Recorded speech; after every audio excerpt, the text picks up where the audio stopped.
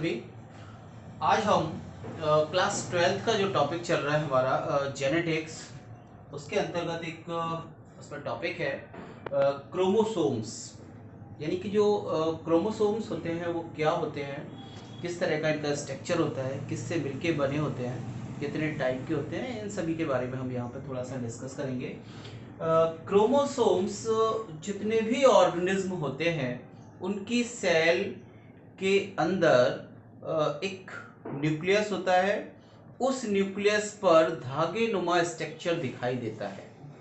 वो जो धागे नुमा स्ट्रक्चर दिखाई देता है वो स्ट्रक्चर सेल डिवीजन के टाइम पर बहुत स्पष्ट दिखता है। मेटाफेज स्टेज जो होती है उसमें बहुत स्पष्ट दिखाई देता है। वहां पर हमको क्रोमोसोम्स नजर आते हैं। और ये जो क्रोमोसोम्स होते हैं ये एक जनरेशन से जो उसके जेनेटिव कैरेक्टर्स होते हैं, आनुवंशिक लक्षण होते हैं, उन कैरेक्टर्स को दूसरी जनरेशन पर ट्रांसफर करने का कार्य करते हैं।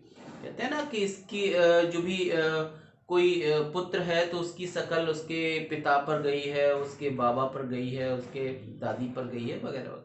कहाँ से जा रही है? एक जनरेशन से जो जेनेटिक कैरेक्टर है वो दूसरी जनरेशन पर ट्रांसफर होते हैं और दूसरी जनरेशन से तीसरी जनरेशन, इस तरह से ये लगातार कंटिन्यूस चलता रहता है। तो ये जो जेनेटिक कैरेक्टर्स ट्रांसफर होते हैं वो क्रोमोसोम्स के द्वारा एक जनरेशन से दूसरी जनरेशन पर होते हैं। क्रोमोसोम्स पर ही जो नाम हम लेते हैं जीन, ये जीन भी वहां पर प्रेजेंट होते हैं क्रोमोसोम्स के ऊपर। ओके, अब यहाँ पर बात आती है क्रोमोसोम्स। तो क्रोमोसोम्स जो होता है वो क्या है? Chromosomes rod shape structure seen after standing with basic day during metaphase of mitotic division। यानी कि जो क्रोमोसोम्स होते हैं वो मेटाफेज स्टेज में एक रॉड शेप आकृति के जो हमको दिखाई देते हैं। मेटाफेज स्टेज जब सेल डिवाइड होती है तो उस पर कई स्टेज आती हैं। उसमें जो मेटाफेज स्टेज होती है वहां पर समसूत्री विभाजन के दौरान ये क्रोमोसोम्स स्पष्ट नजर आते हैं। Okay, called chromosomes. ये जो क्रोमोसोम्स होते हैं वो डीएनए और प्रोटीन की बनी हुई स्ट्रक्चर है। अब इसको सबसे पहले किसने देखा था? First of all observe chromosomes in pollen grain mother cells के अंदर हाफ मिस्टर्स ने 84 में इनको देखा। लेकिन उससे पहले भी एक साइंटिस्ट हुए थे स्टान्सबर्गर, इन्होंने इसके बारे में बताया था। इन्होंने देखा भी था, बताया भी था। तो स्टान्स जो बर्गर है उन्होंने 1875 में क्रोमोसोम्स को देखा। लेकिन जो नाम दिया, उनका जो नॉमिनेशन किया हुआ है, क्रोमोसोम्स का जो नॉमिनेशन किया हुआ है वो किया हुआ है वाल्डेयर नामक साइंटिस्ट ने क्रोमोसोम्स का जो नॉमिनेशन किया हुआ है वो उन्होंने क्रोमोसोम्स नाम किसने दिया? वाल्डेयर ने। उसको सबसे पहले देखा किसने? स्टान्सबर्गर ने इनको देखा और वाल्डेयर नामक साइंटिस्ट जो थे इन्होंने इसका नामकरण 1888 में किया। इसके बाद structurally chromosomes are following 3 type. जो क्रोमोसोम्स होते हैं स्ट्रक्चर बेस 3 तरह के होते हैं क्रोमोसोम्स। एक जो क्रोमोसोम्स होते हैं वो वायरल क्रोमोसोम्स होते हैं, मतलब जो वायरस के अंदर होते हैं। दूसरे जो क्रोमोसोम्स होते हैं प्रोकैरियोटिक क्रोमोसोम्स होते हैं। और थर्ड जो होते हैं वो यूकैरियोटिक क्रोमोसोम्स होते हैं। तो जो वायरल क्रोमोसोम्स होते हैं वो थोड़े से बहुत लोअर कैटेगरी के होते हैं।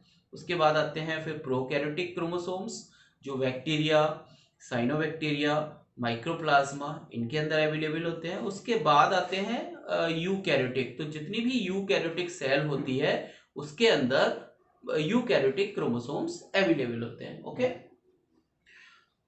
ये जो क्रोमोसोम्स का स्ट्रक्चर है बिल्कुल इस तरह से दिखाई देता है। अभी हम इसके बारे में भी थोड़ा सा यहाँ पर देखेंगे, डिस्कस करेंगे।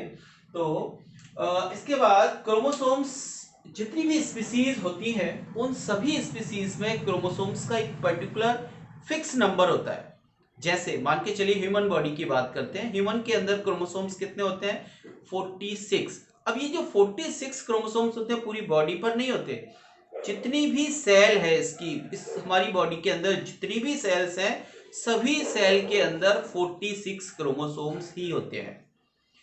लेकिन जो हमारी जेनरेटिव सेल्स होती है, जो मियोसिस के द्वारा तैयार होती है, स्पर्म ओवम वगैरह बनते हैं, उसके अंदर जो क्रोमोसोम्स की संख्या होगी वो जस्ट हाफ हो जाती है। तो हमारी बॉडी के अंदर डिप्लॉइड, इसलिए हम बॉडी को अपनी डिप्लॉइड बोलते हैं क्योंकि इसके अंदर डिप्लॉइड सेल्स होती हैं, उनके अंदर क्रोमोसोम्स की संख्या 46 होगी, और जो जेनरेटिव सेल्स तैयार होंगी उनके अंदर क्रोमोसोम्स की संख्या हाफ हाफ हो जाती है। तो उसके अंदर क्रोमोसोम्स कितने होंगे? 23। ओके। तो इस तरह से जितनी भी ऑर्गेनिज्म है उनके अंदर क्रोमोसोम्स की संख्या फिक्स रहती है, उनकी प्रत्येक सेल्स के अंदर क्रोमोसोम्स फिक्स पाए जाते हैं। जैसे मान के चलिए यहाँ पर टिटकम एस्टाइवम, ये किसका नाम होता है? बॉटनिकल नाम किसका है? वीट का, है ना। तो यहाँ पर जो क्रोमोसोम्स की डिप्लॉइड संख्या होती है वो होती है 42। टिटकम एस्टाइवम के अंदर 42 क्रोमोसोम्स प्रेजेंट होते हैं पर सेल। ऐसे ही ह्यूमन बॉडी के अंदर 46 क्रोमोसोम्स प्रेजेंट होते हैं। ऐसे ही ऑनियन के अंदर 16 क्रोमोसोम्स प्रेजेंट होते हैं। जो डिप्लॉइड है वो डिप्लॉइड सेल की बात कर रहा हूं, इसकी हैप्लॉइड सेल्स के अंदर ऑनियन के अंदर 8 क्रोमोसोम्स आ जाएंगे। ऐसे सबसे कम जो क्रोमोसोम्स होते हैं वो एस्केरिस, एस्के हेलमिंथीज का जो एनिमल है एस्केरिस, इसके अंदर 2 क्रोमोसोम्स पर सेल प्रेजेंट होते हैं डिप्लॉइड। ऐसे सबसे ज्यादा जो क्रोमोसोम्स होते हैं वो किसके अंदर होते हैं? वो होते हैं ओलोकेंथा, एक फंगस होता है, फंजाई के अंदर आता है ओलोकेंथा, इसके अंदर 1600 क्रोमोसोम्स प्रेजेंट होते हैं डिप्लॉइड सेल्स के अंदर। ऐसे ही एक आता है ऑफियोग्लोसम, ऑफियोग्लोसम्स के अंदर जो क्रोमोसोम्स की संख्या होगी 1262, 1262 ये क्रोमोसोम्स की संख्या होगी। और जो ऑफियोग्लोसम्स होता है ये टाइडोफाइट प्लांट होता है। ओके। तो इस तरह से ये क्रोमोसोम्स की संख्या प्रत्येक सेल्स के अंदर फिक्स रहती है ना। जितने भी एनिमल हैं और जितने भी प्लांट्स हैं, यानी कि ऑर्गेनिज्म जो भी होते हैं, बैक्टीरिया है, वायरस है, जो भी है, उनके अंदर सभी के अंदर क्रोमोसोम्स फिक्स रहते हैं। अब हम बात करते हैं यहाँ पर जो इसका स्ट्रक्चर है, क्रोमोसोम्स का जो स्ट्रक्चर होता है वो देखने में किस तरह का दिखाई देता है। तो जनरली जो क्रोमोसोम्स होता है वो इस तरह का इसका शेप होता है, रॉड लाइक स्ट्रक्चर दिखाई देता है। इस रॉड लाइक स्ट्रक्चर के अंदर ये यहाँ पर एक ऊपर का पार्ट होगा, फिर यहाँ पर थोड़ा सा सकरा होगा, फिर इसकी एक पूरी बॉडी होगी, फिर थोड़ा सा सकरा पार्ट आएगा और फिर ये आगे मुड़ जाएगा। तो इस तरह का ये स्ट्रक्चर होता है, इस तरह का। तो ये वाला जो पोर्शन है, उस पोर्शन को हम, जो ऊपर वाला छोटा सा एक पोर्शन होता है, इसको बोलते हैं सैटेलाइट। ऊपर का जो क्रोमोसोम्स का ये पोर्शन है इसको बोलते हैं हम सैटेलाइट। ये वाला जो पोर्शन होता है ये पूरी इसकी बॉडी होती है, और यहाँ पर ये वाला जो लास्ट का पोर्शन होता है जो सेकेंडरी सेंट्रोमियर के बाद आता है, इसको हम बोलते हैं टीलोमियर। तो ये जो अब इसके अंदर ये दो आपको कुछ धागे नुमा स्ट्रक्चर दिखाई दे रहे हैं। ये जो धागे नुमा स्ट्रक्चर है ये क्या है? क्रोमोटिड। क्रोमोसोम्स के अंदर क्रोमोटिड प्रेजेंट होते हैं, 2 क्रोमोटिड प्रेजेंट होते हैं। तो ये जो 2 क्रोमोटिड है ये एक यहां पर थोड़ा सा आपस में मिलेंगे, इस स्थान को हम बोलेंगे प्राइमरी सेंट्रोमियर। ओके। उसके बाद फिर ये अलग हो जाते हैं, फिर ये दूसरे स्थान पर मिल जाते हैं, तो यहां पर हम इसको बोलेंगे सेकेंडरी सेंट्रोमियर, और फिर ये अलग हो जाते हैं। तो इस तरह से क्रोमोमियर्स प्रेजेंट होते हैं। और ये जो क्रोमोटिड होते हैं, इसके ये एक पार्ट जो है सम्मिलित रूप से इसको हम क्या बोलेंगे? क्रोमोनिमेटा भी बोल देंगे, सिंगल को क्रोमोटिड बोल देते हैं। तो इस तरह से ये रहता है, इसके अंदर एक लिक्विड से द्रव भरा रहता है पूरा, और वो जो लिक्विड होता है उसको हम बोलेंगे मैट्रिक्स। ओके। इस तरह से एक लिक्विड इसके अंदर क्रोमोसोम्स के अंदर भरा रहता है, उसको बोलेंगे हम मैट्रिक्स। और यहाँ पर कुछ गोल स्ट्रक्चर दिखाई देते हैं इस क्रोमोटिड के ऊपर, तो इसको हम बोलेंगे क्रोमोमियर, है ना, क्रोमोमियर्स बोलते हैं। ये जो गोल स्ट्रक्चर दिखाई देते हैं, जो जीन प्रेजेंट होते हैं वो इसी के अंदर होते हैं। जो डीएनए आपने सुना होगा नाम, डीएनए आरएनए, डीएनए का नाम सुना होगा, डीऑक्सीराइबोन्यूक्लिक एसिड, तो वो डीएनए भी इसी के अंदर इस तरह से धागेनुमा स्ट्रक्चर पे लिपड़ा रहता है। अभी मैं उसका भी स्ट्रक्चर आगे बताऊंगा। तो इस तरह से ये प्रेजेंट होते हैं। तो यहाँ पर इसके जो पार्ट्स हैं वो मैंने बताए, बाहर का जो एक कवर जो कवरिंग होती है वो पॉलीकल के द्वारा होती है, ऊपर का जो टॉप पोर्शन है वो सैटेलाइट कहलाता है, इसके अंदर जो लिक्विड भरा हुआ है मैट्रिक्स भरा हुआ है। ये दो धागेनुमा स्ट्रक्चर जो दिखाई दे रहे हैं ये क्या है, क्रोमेटिड है। क्रोमेटिड के बाद यहाँ पर यदि हम इसको कंबाइंड रूप से बोलेंगे तो क्रोमोनिमेटा कह देंगे, और सेकेंडरी सेंट्रोमियर यहाँ पे मिलेगा, उसके बाद ये टीलोमियर वाला पोर्शन होगा। तो इस तरह का क्रोमोसोम्स का स्ट्रक्चर होता है।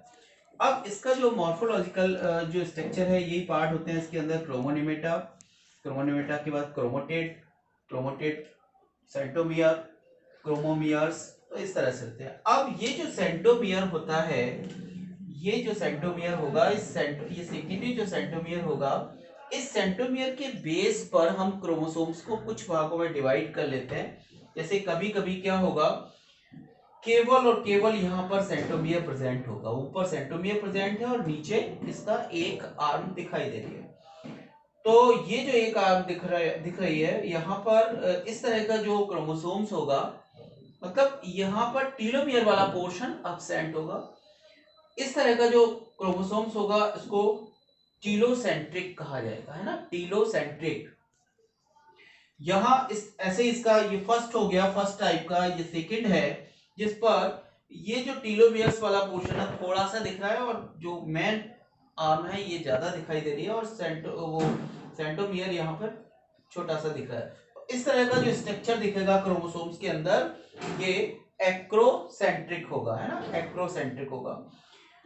तीसरे तरह का होता है जिसमें ये टीलोमियर्स थोड़ा सा बड़ा होता है, लेकिन जो मेन होगा वो ज्यादा बड़ा होगा, ये उसे इस तरह का स्ट्रक्चर है। तो ये होगा सब मेटासेंट्रिक, इसको हम क्या बोलेंगे, सब मेटासेंट्रिक। और एक क्रोमोसोम्स जिसमें ये एक्सिस भी बराबर और इधर वाला भी पूरा बराबर होता है, दोनों ही बराबर रहते हैं, जैसे ये और ये दोनों बराबर बराबर दिखाई दे रहे हैं। तो इस तरह का जो क्रोमोसोम्स होगा इसको हम बोलेंगे मेटासेंट्रिक। तो इस तरह से चार भागों में डिवाइड कर दिया, टीलोसेंट्रिक, एक्रोसेंट्रिक, सबमेटासेंट्रिक और मेटासेंट्रिक। ये जो इसका सेंट्रोमियर रहता है, सेंट्रोमियर के आधार पर हमने इसको डिवाइडेशन कर दिया कि चार तरह के जो क्रोमोसोम्स होते हैं वो टीलोसेंट्रिक, एक्रोसेंट्रिक, सबमेटासेंट्रिक और मेटासेंट्रिक। तो इस तरह का जो स्ट्रक्चर है वो दिखता है इसमें। तो ये क्रोमोसोम्स के बारे में थोड़ी सी जानकारी हुई। अभी और हम क्रोमोसोम्स के कितने प्रकार होते हैं, कौन कौन से कुछ बड़े क्रोमोसोम्स भी देखने को मिलेंगे, उसके बारे में भी थोड़ा सा देखते हैं। तो इस तरह से कुछ जो स्पेशल टाइप के कुछ क्रोमोसोम्स होते हैं, उनमें ये जो क्रोमोसोम्स होंगे स्पेशल टाइप के, बहुत आकार में बहुत बड़े होंगे, बहुत बड़े साइज के होंगे, इसलिए इनको स्पेशल टाइप क्रोमोसोम्स कहा गया। जिसमें दो तरह के जो क्रोमोसोम्स हैं ये मेन आते हैं। नंबर एक आता है lamp brush chromosomes. Lamp brush जो क्रोमोसोम्स हैं वो एम्फीबियन, जो एम्फीबियंस होते हैं कुछ, उनकी oocyte यानी कि जो एग होता है उसके अंदर वो क्रोमोसोम्स देखने को मिलते हैं। इसका जो स्ट्रक्चर होगा मेनली इस तरह के होगा। तो यहाँ पर ये बड़े बड़े लोब्स दिखाई देंगे, ये इस तरह से, इसको मैंने एक लोब को जब लिया हुआ है यहाँ पर, तो इसका ये डिटेल इस तरह से ये लोब दिखाई देगा, जिसमें यहाँ पे ये डीएनए प्रेजेंट होगा और ये इसके अंदर जो है वो मैट्रिक्स होगा। मैट्रिक्स जो होगा वो आरएनए और प्रोटीन से मिलकर बना होता है, और साइड में ये जो है वो सिस्टर क्रोमेटिड, इस सिस्टर क्रोमेटिड के ऊपर डीएनए के फोल्ड दिखाई देंगे, बड़े बड़े फोल्ड दिखाई देंगे। तो इस तरह के जो क्रोमोसोम्स होते हैं लैम्प ब्रश क्रोमोसोम्स होते हैं। लैम्प ब्रश इसलिए नाम दिया गया क्योंकि आपने वो देखा होगा पहले जो लैंप हुआ करता था, आजकल तो लैंप नहीं होता, आजकल ऐसा मान सकते हो आप, जो बोतल होती है, बोतल को साफ करने वाला जो ब्रश होता है, ऐसे वो लैंप को साफ करने वाला ब्रश हुआ करता था। तो उस जैसा स्ट्रक्चर इसका था, इसलिए इसका नाम दिया गया लैंप ब्रश क्रोमोसोम्स। ओके, और ये एम्फीबियन की oocyte के अंदर होता है। दूसरा जो क्रोमोसोम्स होता है ये भी ये पॉलीटीन क्रोमोसोम्स है।